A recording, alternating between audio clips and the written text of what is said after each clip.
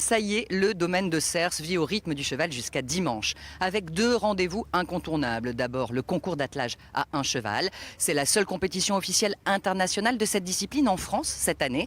Il y a ensuite le concours complet 5 étoiles. C'est le plus haut niveau pour ce triathlon où chaque cavalier, avec le même cheval, enchaîne dressage, saut d'obstacle et cross. Celui de Pau est l'un des plus exigeants au monde. Pour venir à bout de ces 6,5 km et de ces 35 obstacles, eh bien la condition physique des chevaux doit être irréprochable. C'est l'objet, vous allez le voir, de toutes les attentions avec la première inspection vétérinaire aujourd'hui. Les images sont signées Didier Bonnet.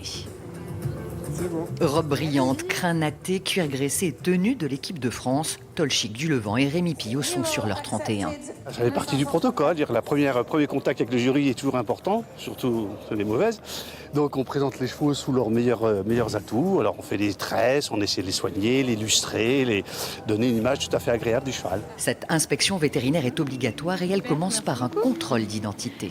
Du coup, c'est le 1330, le numéro 28.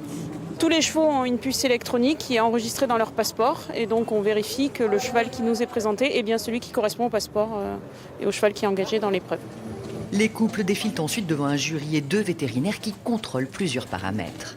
On surveille qu'il n'y a pas de plaie au niveau des éperons, qu'il n'y a pas de plaie au niveau des membres, que le cheval est en bon état, qu'il respire bien. Quelques foulées de pas puis un aller-retour au trot et le verdict tombe. Tolchik Dulevant est accepté. Moi j'avais que 5 heures de camion, mes copains avaient 10 heures de camion.